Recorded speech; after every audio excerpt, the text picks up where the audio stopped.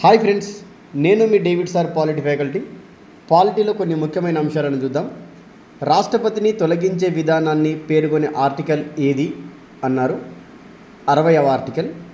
ఈ రాష్ట్రపతిని తొలగించే విధానాన్ని ఏ పేరుతో పిలుస్తారంటే మహాభియోగ తీర్మానము అనే పేరుతో పిలుస్తారు. ఈ తొలగించే విధానాన్ని భారత రాజ్యాంగంలోనికి ఏ దేశ రాజ్యాంగం నుంచి స్వీకరించారంటే అమెరికా రాజ్యాంగంలో నుంచి స్వీకరించడం అనేది జరిగింది. చూడండి, మనకి పార్లమెంటరీ నియోజకవర్గంలో ఎన్నికల వ్యయం గరిష్ట పరిమితి ఎంత అన్నాడు. అంటే ఎంపీలకు జరిగేటటువంటి ఎన్నికలలో ఒక్కొక్క ఎంపీ ఎంత డబ్బులు ఖర్చు పెట్టవచ్చు అని అంటే 70 లక్షల వరకు ఖర్చు పెట్టవచ్చు. చూడండి, ఇంకా మనకి నెక్స్ట్ క్వశ్చన్. ఈశాన్య రాష్ట్ర మండలిలో ఎన్ని రాష్ట్రాలు ఉన్నాయన్నాడు. ఎన్ని రాష్ట్రాలు భాగమయ్యాయి అన్నారు. 8 రాష్ట్రాలు భాగంగా ఉన్నాయి. అది మన పాలిటీ క్లాసెస్ వీడియోలో ఆల్రెడీ మనము నేర్చుకోవడం అనేది జరిగింది. రాష్ట్ర అడ్వకేట్ జనరల్ నియామకం, విధులు మరియు పదవి కాలానికి సంబంధించి రాజ్యాంగ ప్రకరణ అంటే ఆర్టికల్ ఏది అంటున్నాడు. అంటే 165వ ఆర్టికల్. చూడండి, జాతీయ ఓటర్ల దినోత్సవాన్ని ఏ రోజున జరుపుకుంటాము అని అంటున్నాడు. జనవరి 25. ఎందుకు జనవరి 25వ తారీఖు రోజున జరుపుకుంటామనంటే మనకి ఎన్నికల సంఘము 1950 జనవరి 25వ తారీఖు రోజున ఏర్పాటు కావడం అనేది జరిగింది. అయితే 2011 నాటికి 60 సంవత్సరాలు పూర్తి చేసుకున్నందుకు 2011 నుండి మనం ఈ ఓటర్ల దినోత్సవాన్ని జరుపుకోవడం అనేది జరుగుతూ ఉంది. చూడండి, మనకి next question. Finance commission of India సభ్యుల అర్హతలను ఎవరు నిర్ణయిస్తారు అన్నాడు. అంటే మనకి పార్లమెంటు ప్రత్యేకమైన చట్టం ద్వారా నిర్ణయించడం అనేది జరుగుతూ ఉంటుంది. అది మనకి ఆల్రెడీ మన వీడియో క్లాసెస్లో ఉంది. సంక్షేమ రాజ్యం అనే భావన రాజ్యాంగంలో ఎక్కడ ప్రస్తావించబడ్డది అన్నాడు. ఆదేశిక సూత్రాలు. అంటే ఎక్కడుంది 4వ భాగంలో 36వ ఆర్టికల్ నుంచి మనకి 51వ ఆర్టికల్ వరకు ఆదేశిక సూత్రాలు ఉన్నాయి. ఈ ఆదేశిక సూత్రాలను ఏ దేశం నుంచి స్వీకరించామనంటే ఐర్లాండ్ దేశం నుంచి స్వీకరించాం. ఐర్లాండ్ స్పెయిన్ నుంచి స్వీకరించింది. స్పెయిన్ రోము నుంచి స్వీకరించింది. రోము గ్రీకు దేశం నుంచి స్వీకరించడం అనేది జరిగింది. అదనమాట. దాని తర్వాత భారత రాజ్యాంగంలో ఏ భాగాన్ని మాగ్నా కార్టా అంటామన్నాడు.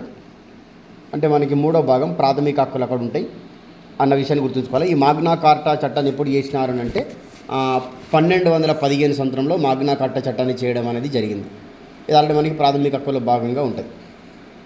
రాష్ట్రపతి ఎన్నికలకు సంబంధించి అన్ని సందేహాలు మరియు వివాదాలను ఎవరు పరిష్కరిస్తారంటే మనకి సుప్రీంకోర్టు పరిష్కరిస్తారు. అంటే రాష్ట్రపతి ఎన్నికలు జరిగిన తర్వాత ఏమైనా సరే వివాదాలు వచ్చినట్లయితే ఆ వివాదాలను మనకి కేవలం సుప్రీంకోర్టు పరిష్కరిస్తుంది, కానీ వేరే వాళ్ళు పరిష్కరించడానికి అవకాశం అనేది లేదు.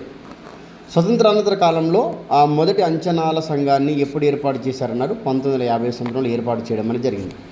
అంతర్రాష్ట్ర మండలి చైర్మన్గా ఎవరు ఉంటారంటే ప్రధానమంత్రి గారు ఉండడం అనేది జరుగుతూ ఉంటుంది. Controller and auditor general of ఇండియాకి ఎవరు బాధ్యత వహిస్తారు అంటే మనకి పార్లమెంటు బాధ్యత వహిస్తుంది. మనకి మా ప్రణాళిక సంఘాన్ని మోడీ ప్రభుత్వం ఏ సంవత్సరంలో రద్దు చేసిందన్నాడు. 2014లో. తర్వాత 2015 నుంచి మనకి దీని స్థానంలో మనకి నీతి ఆయోగ్ అనేటువంటి సంస్థను ఏర్పాటు చేశారు. మరి ప్రణాళిక సంఘాన్ని ఎప్పుడు ఏర్పాటు చేశారు అని అంటే 1950 సంవత్సరంలో ఏర్పాటు చేయడం అనేది జరిగింది. చూడండి, మనకి గూడ్స్ అండ్ సర్వీస్ ట్యాక్స్ అమలు చేయాలని కేల్కర్ కమిటీ ఎప్పుడు సిఫారసు చేసింది అంటే 2005 నుంచి 5లో సిఫారసు చేయడం అనేది జరిగింది. దాని తర్వాత కాలంలో జిఎస్టీగా మార్చి మనం ఇప్పుడు ఏం చేస్తూ ఉన్నాం, పాటించడం అనేది జరుగుతూ ఉంది. భారత కన్సాలిడేటెడ్ ఫండ్ నుండి డబ్బులు ఖర్చు చేయుటకు ఎవరి అనుమతి అవసరం అంటే మనకి అక్కడ ఆల్రెడీ చాలా రకాల నిధులు ఉంటాయి అన్నటువంటి విషయాన్ని మనం పార్లమెంట్ టాపిక్లో చదువుకున్నాం. అది ఈ విషయంలో మాత్రం పార్లమెంటు అనేటువంటిది ఖచ్చితంగా అనుమతి ఉండాల్సిందే. పార్లమెంట్ అనుమతి లేకుండా మనము ఈ కన్సాలిడేట్ ఫండ్ నుంచి డబ్బులు ఖర్చు చేయడానికి అవకాశం అనేది లేదు. భారత రాజ్యాంగంలో న్యాయ సమీక్ష భావనను ఏ దేశ రాజ్యాంగం నుంచి స్వీకరించారన్నాడు. అమెరికా దేశ రాజ్యాంగం నుంచి. ఈ న్యాయ సమీక్ష అధికారం సుప్రీంకోర్టుకు ఉంటుందన్న విషయాన్ని మనం గమనించాలి. లోక్సభ సభ్యులను నామినేట్ చేసే విధానాన్ని 8వ రాజ్యాంగ సవరణ ద్వారా తొలగించారన్నాడు. అంటే లోక్సభకు 2 నామినేట్ చేయడం అనేది జరుగుతూ ఉంటుంది. వారిని ఆంగ్లో ఇండియన్స్ అని అంటారు. ఆ ఆంగ్లో ఇండియన్స్ని నామినేట్ చేసే విధానాన్ని మనకి ఏం చేసినారు, తొలగించేసినారు. ఏ రాజ్యాంగ సవరణ ద్వారా 104వ రాజ్యాంగ సవరణ 2019 నుంచి అన్న విషయాన్ని మనం గమనించాల్సింది. లోక్సభ సభ్యుల సంఖ్యను 525 నుంచి 545కు 8వ రాజ్యాంగ సవరణ ద్వారా పెంచారంటే 1973 సంవత్సరంలో 31వ రాజ్యాంగ సవరణ ద్వారా పెంచడం అనేది జరిగిందనమాట. మై డియర్ ఫ్రెండ్స్, ఇంకా చాలా ఇన్ఫర్మేషన్ కోసము డేవిడ్ సార్ పాలిటీ క్లాసెస్ యాప్ని డౌన్లోడ్ చేసుకోండి. అందులో పాలిటీ ఫౌండేషన్ క్లాసెస్ ఉన్నాయి, కేవలం 25 రూపాయలకి అందించడం అనేది జరుగుతుంది. అదేవిధంగా క్లాసెస్ విన్న తర్వాత కేవలం 10 రూపాయలకు మాత్రమే టెస్ట్ సిరీస్ను కూడా అందించడం అనేది జరుగుతుంది. ఆ టెస్ట్ సిరీస్ను కూడా రాసినట్లయితే పాలిటీ పైన మీకు మంచి అవగాహన రావడానికి అవకాశం అనేది ఉంది. All the best my dear friends.